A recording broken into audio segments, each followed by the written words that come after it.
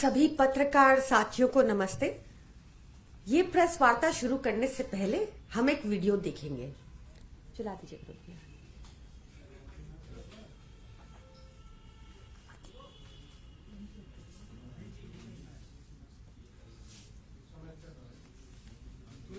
झारखंड की कई माताएं बहनें दिल्ली के अंदर बर्तन साफ करने के लिए मजबूर हो जाती है। भाइयों बहनों, रोजगार आपको आपके प्रदेश में मिलना चाहिए कि नहीं मिलना चाहिए? आपके इलाके में मिलना चाहिए कि नहीं मिलना चाहिए? और इसलिए भाइयों बहनों, हमने मेक इन इंडिया का विनय अभियान चलाया है।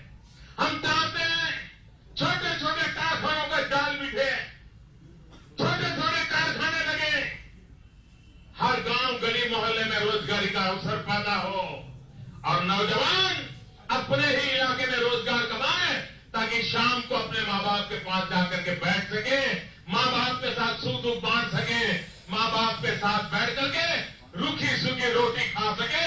ये हमें करना है भाई। तो साथियों आपने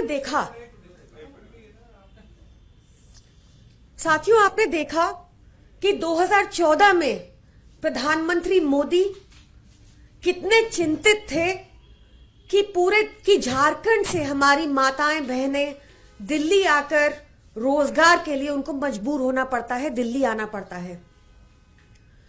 पर आज स्थिति ये है 2023 में कि पूरे देश से लोग दिल्ली रोजगार ढूंढने आते हैं।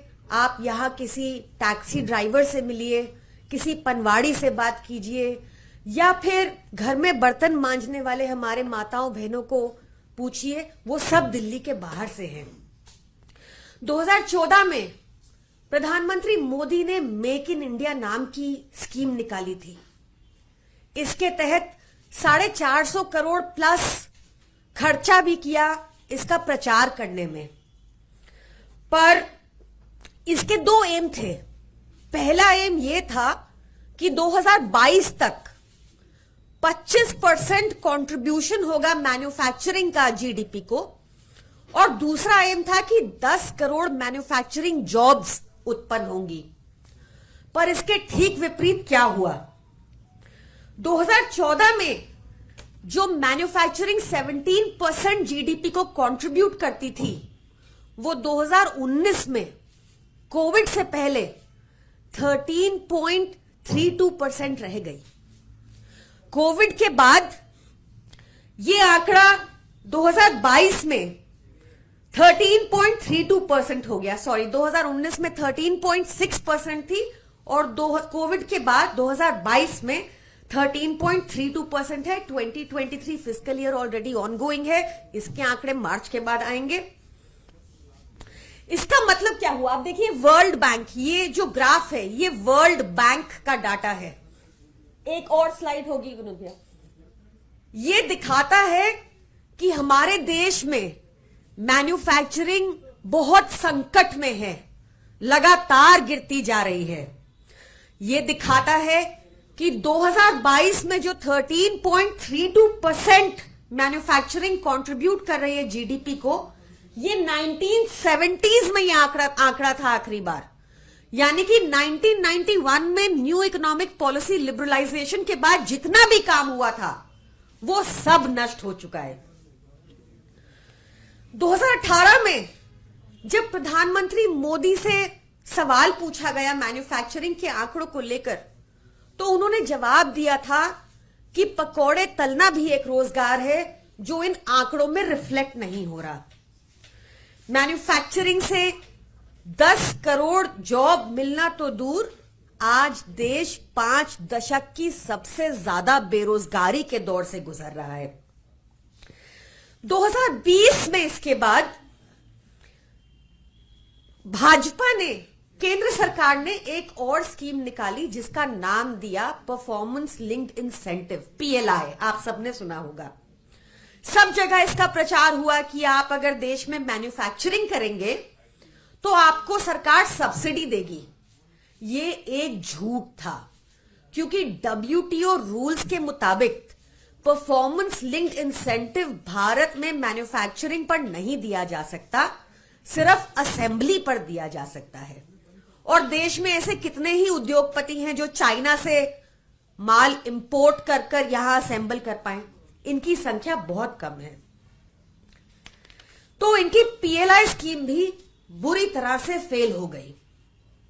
फिर इसके बाद 2022 में एक निर्मला सीतारमण जी ने टीवी इंटरव्यू दिया था, वो भी देखना जरूरी है। I equally would want to know from the Indian industry what is it that they are hesitant about even further. Since 2019, when I've taken charge of the finance ministry, I've been hearing though the industry doesn't think it's conducive. All right, bring the rate down. All right, tax rate was brought down. And I keep defending industry, private sector, where even provocatively people have asked, what would you want to tell the private sector? We will do everything to get industry coming and investing here. Give PLI, we've given PLI. I want to hear from the Indian Inc. What's stopping you? When countries and industries abroad think this is the place to be in now, at this time, FDIs are coming, it's all, the stock market is so confident, the Indian retail investor believes in them. Is it like Hanuman, you don't believe in your own capacity? In your own strength, and has they got to be somebody standing next and say, hey, you're Hanuman, do it. And who's that person who's going to tell the Hanuman? It comes up. इसमें इस video में भी 2022 में देखिए, ये video देख के तो हर भाजपाई भी समझ जाएगा कि मैन्युफैक्चरिंग सच में आज भयावह स्थिति में है देश में, क्योंकि निर्मला सीतारमण जी बार बार देश के, भारत के व्यापारियों से पूछ रही हैं कि आप यहां इन्वेस्ट क्यों नहीं करते। पर इस वीडियो में भी 3 झूठ बोले गए। पहला झूठ, उन्होंने कहा कि उन्होंने पीएलआई दिया मैन्युफैक्चरर्स को। जैसा मैंने बताया, डब्ल्यूटीओ के रूल्स सिर्फ असेंबलिंग, देश भारत में सिर्फ असेंबलिंग के ऊपर पीएलआई दे सकते हैं, ना कि मैन्युफैक्चरिंग के ऊपर। दूसरा झूठ, उन्होंने कहा देश में लगातार एफडीआई बढ़ रही है। देश में एफडीआई 2004 से लेकर 2014 के बीच 2.4% थी, जबकि आज यह आंकड़ा 1.72% है। जो फॉरेन डायरेक्ट इन्वेस्टमेंट है वो वैसे भी फॉरेन कंपनीज बैक्ड होती है और फॉरेन कंपनीज अपना प्रॉफिट देश से ले जाती हैं, तो भारत में कोई कैपिटल जनरेशन नहीं होता। तीसरा झूठ उन्होंने बोला कि कॉर्पोरेट टैक्स उन्होंने कम कर दिया। ये बात सच है, पर ये कॉर्पोरेट टैक्स सिर्फ 0.1% व्यापारियों के ऊपर देश में लागू होता है। तो उन्होंने बार बार ये पूछा कि इंडिया इंक उनको बताए कि भारत के व्यापारी भारत में निवेश क्यों नहीं कर रहे। तो आम आदमी पार्टी आज उनको बताना चाहती है कि सबसे पहले तो वो झूठ बोलना बंद कर दें और समाधान की ओर चले। हमारे देश में एमएसएमईज, जो छोटा व्यापारी है, उसको मैन्युफैक्चरिंग की बैकबोन माना जाता है। वो देश में करीब 12 करोड़ लोगों को एम्प्लॉयमेंट देते हैं। वो देश में जितना भी आज जीडीपी में मैन्युफैक्चरिंग का कंट्रीब्यूशन है, ये कहना गलत नहीं होगा कि वो एमएसएमईज की वजह से है। फिर भी भाजपा सरकार ने लगातार इन एमएसएमईज को इग्नोर किया। भाजपा सरकार ने इन्वायरमेंट इतना खराब कर दिया भाजपा ने देश में कि आज व्यापारी किसी मुस्लिम को या किसी दलित को एम्प्लॉय करने से डरता है। हालत यह हो चुकी है कि बीते 10 वर्ष में 16 लाख भारतीय अपनी नागरिकता छोड़कर देश से जा चुके हैं। हालत यह हो चुकी है कि 23,000 हाई नेटवर्क इंडिविजुअल्स अपना बिजनेस बंद कर कर देश छोड़कर जा चुके हैं। हालत यह हो चुकी है कि या तो आज व्यापारी अपना बिजनेस बंद करने को मजबूर हैं। बीते साल ही 10,000 एमएसएमईज और बंद हो गए।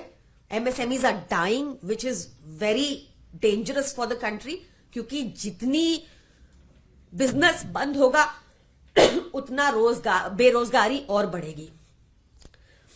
फिर इतना कॉम्प्लिकेटेड टैक्स रिजीम कर दिया एमएसएमईज के लिए और इतनी ज्यादा लीगल कंप्लायंसेस कर दी एमएसएमईज के लिए कि या तो वो डाउन स्केल कर रहे हैं अपना बिजनेस या बिजनेस बंद कर रहे हैं। आप सोचिए कि एक रिपोर्ट है अभी जुलाई 2023 में आई, जिसमें बताया गया कि अगर एक एमएसएमई के पास से 100 एम्प्लॉइज हैं तो उनको मिनिमम 500 to 600 लीगल कंप्लायंसेस करनी होंगी और हमारे देश में करीब 26,134 ऐसे क्लॉजेस हैं जो नॉन कंप्लायंस की वजह से एक बिजनेसमैन को जेल डाल सकते हैं। इस रिपोर्ट का नाम है gelled for doing business in India.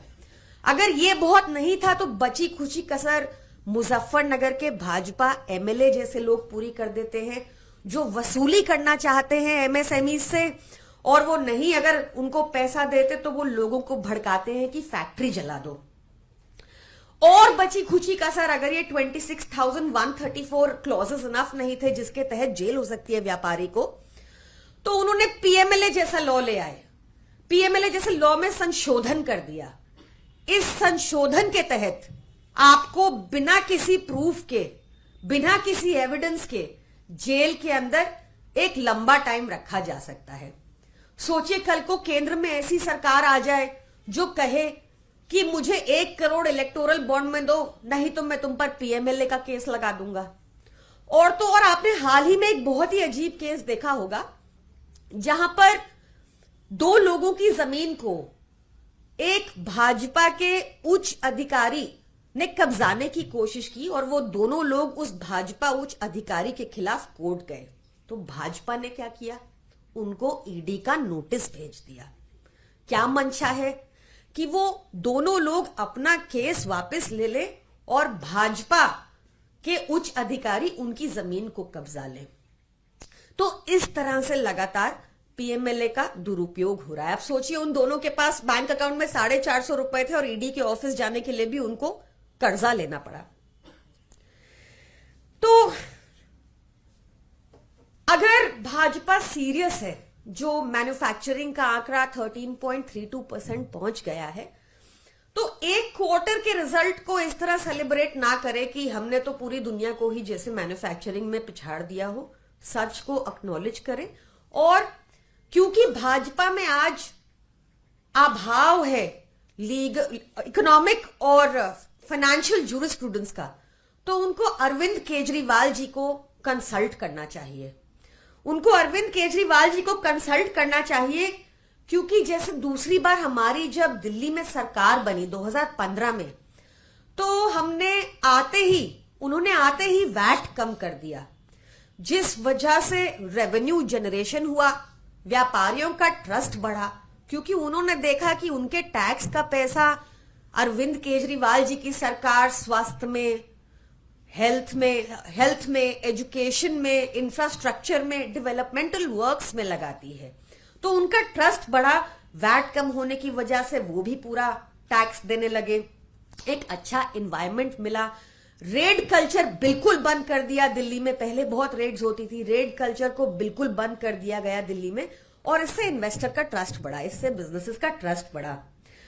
तो बहुत जरूरी है कि मैन्युफैक्चरिंग को दोबारा से फोकस में लाया जाए। अरविंद केजरीवाल जी से केंद्र सरकार कंसल्ट करे ताकि मैन्युफैक्चरिंग भी बढ़े और केंद्र सरकार को भ्रमित आंकड़े पेश करने की जरूरत ना हो और देश की करेंसी भी संभले। Thank you. कानून में जो संशोधन किया गया है और उसकी वजह से तमाम जो ट्रक ड्राइवर्स हैं या ट्रांसपोर्टर्स हैं वो हड़ताल पर चले गए हैं, तो इस पर क्या आम आदमी पार्टी इस पर क्या सपोर्ट करती है के साथ? मुझे इस बारे में जानकारी नहीं है। एक दूसरा मुद्दा है, अभी कल भगवंत मान ने पंजाब में एक प्रेस कॉन्फ्रेंस के दौरान एक शब्द का इस्तेमाल किया। उन्होंने कहा कि एक थी कांग्रेस, अभी इंडिया ब्लॉक की मीटिंग्स हो रही है, आप लोग गठबंधन को लेकर चर्चा करें, ऐसे में इस बयान को आप कैसे देखते हो? देखिए, इंडिया गठबंधन मजबूती से आगे साथ बढ़ रहा है और इसमें टॉप लीडरशिप आगे बैठकर सीट शेयरिंग की बात करेगी और सब कुछ क्लैरिफाई होगा। उसी बयान पे पवन खेड़ा ने एक ट्वीट किया, उन्होंने एक लाइन लिखी उन्होंने कि एक भोजपुरी की फिल्म थी, एक था जोकर, तब उन्होंने उनके लिए इस तरह का शब्द इस्तेमाल किया। अभी राशिद अल्वी ने भी यही बयान दिया है, एक था जोकर संबोधित करते हुए। मुझे लगता है कि राजनीति में अपनी भाषा को कंट्रोल में रखना चाहिए। आप एक रोल मॉडल होते हैं तो उसी तरह के शब्दों का प्रयोग भी करना चाहिए। और इंडिया ब्लॉक्स के लीडर्स ने इलेक्शन कमीशन को लेटर लिखा है और वीवीपैट को लेकर वो लोग मुलाकात करना चाहते हैं। क्या आम आदमी पार्टी भी इसका हिस्सा है और आम आदमी पार्टी वीवीपैट के मसले पे चुनाव आयोग से मिलना चाहती है या कोई शिकायत करना चाहती है? आई एम सर्टन कि इंडिया ब्लॉक टुगेदर जो भी डिसीजन लेगी वो आपके सामने रखा जाएगा। नीतीश कुमार को इंडिया गठबंधन का संयोजक बनाए जाने की खबर है। आम आदमी पार्टी की क्या प्रतिक्रिया है और क्या चाहती है आम आदमी पार्टी इसको लेकर? इंडिया गठबंधन का जो भी जॉइंट डिसीजन होगा वो आपके सामने रखा जाएगा। मैम कल 3 जनवरी है, ईडी का तीसरा नोटिस है, क्या स्टेटस है आम आदमी पार्टी का और क्या सीएम कल जाएंगे? We will act as per the law. Ma'am लेकिन दो जो सम्मन आए उसमें आपने कहा कि गैर कानूनी है, आप नहीं गए। तीसरा सम्मन अब फिर आया है, क्या ऐसा नहीं लगता कि गिरफ्तारी की तरह तलवार मंडराएगी अगर नहीं जाएंगे? और अगर कुछ नहीं है तो फिर जा क्यों नहीं रहे, क्या वजह है? कि थोड़ा इस पर क्लैरिफाई कर दीजिए और क्या कल जाएंगे या नहीं जाएंगे ये भी क्लैरिफाई कर दीजिए, क्योंकि आप खुद एक पेशे से वकील हैं। देखिए, इस पर हमारी legal team will be better equipped to answer and we will act as per the law. Thank you.